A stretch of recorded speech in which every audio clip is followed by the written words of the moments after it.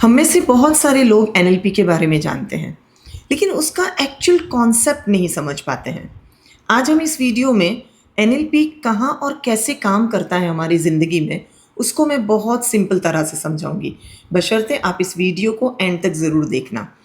NLP का full form है neuro linguistic programming. और एनएलपी वर्क करता है हम क्या सोचते हैं, हम क्या फील करते हैं और हम क्या रिएक्ट करते हैं। और सबसे अच्छी बात ये है कि वक्त आने पे जब हमें ये एहसास होता है कि हमारी फीलिंग हमें अच्छी नहीं लग रही, हमारा रिएक्शन हमें नुकसान दे रहा है या हमारे थॉट्स बहुत ज़्यादा नेगेटिव हो सकते हैं, तो एनएलपी की टेक्निक से आप इसे जब चाहे तब रिफ्रेम कर सकते हैं। इसी कॉन्सेप्ट को हम एक छोटे से एग्जाम्पल के साथ समझते हैं। इमेजिन करिए एक गार्डन है, लेकिन वो खूबसूरत नहीं है क्योंकि वहाँ पर जो ग्रो हो रहा है वो या तो घास फूस है या कांटे हैं या कुछ ऐसे फूल हैं जो आपको पसंद नहीं आ रहे। अब आप इमेजिन करें वो गार्डन क्या खूबसूरत हो सकता है? शायद नहीं। इसी तरह जब हम बचपन में जब पहली बार इस दुनिया में आए, तब हमारा ब्रेन भी इसी तरह का एक छोटा सा गार्डन था।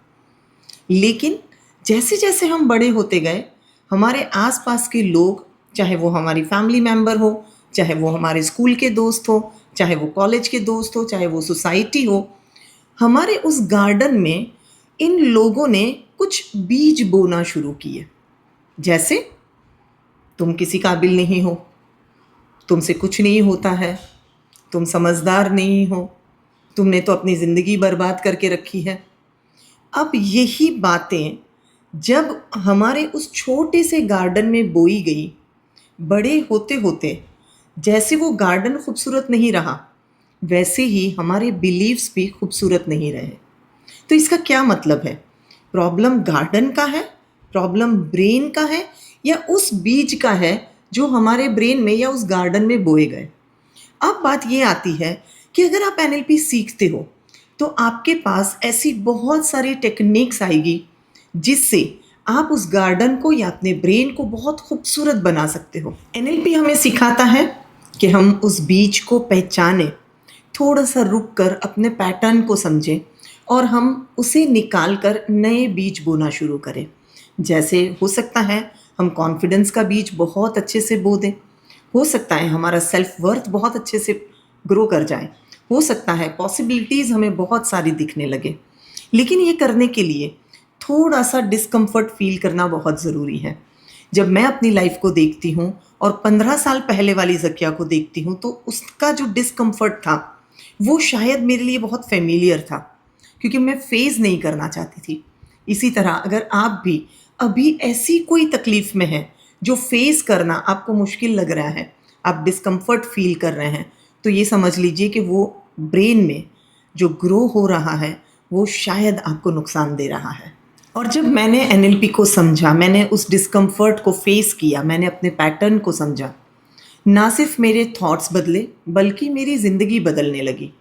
टॉक्सिसिटी जो मैं बहुत अट्रैक्ट करती थी, उसको मैंने हैंडल करना सीखा, अपने इमोशंस को समझना सीखा, अपने इमोशनल इम्बैलेंस को समझना सीखा और अपनी ज़िंदगी को एक नया टर्न दिया।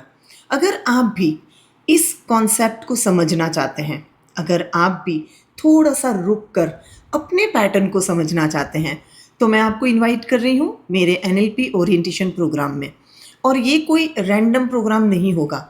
हो सकता है आप जब एनएलपी अटेंड करो, आप एनएलपी को समझो और आप उस डिस्कम्फर्ट को फेस करने के लिए तैयार हो जाओ, तो आपकी ज़िंदगी का भी एक नया मोड़ हो सकता है। अगर आप अपने पैटर्न को, ह्यूमन बिहेवियर्स को और एनएलपी को समझना चाहते हैं, तो नीचे कमेंट करिए एनएलपी, मैं आपके साथ लिंक शेयर करूंगी, आप मेरा ऑफिशियल व्हाट्सएप ग्रुप ज्वाइन कर सकते हैं।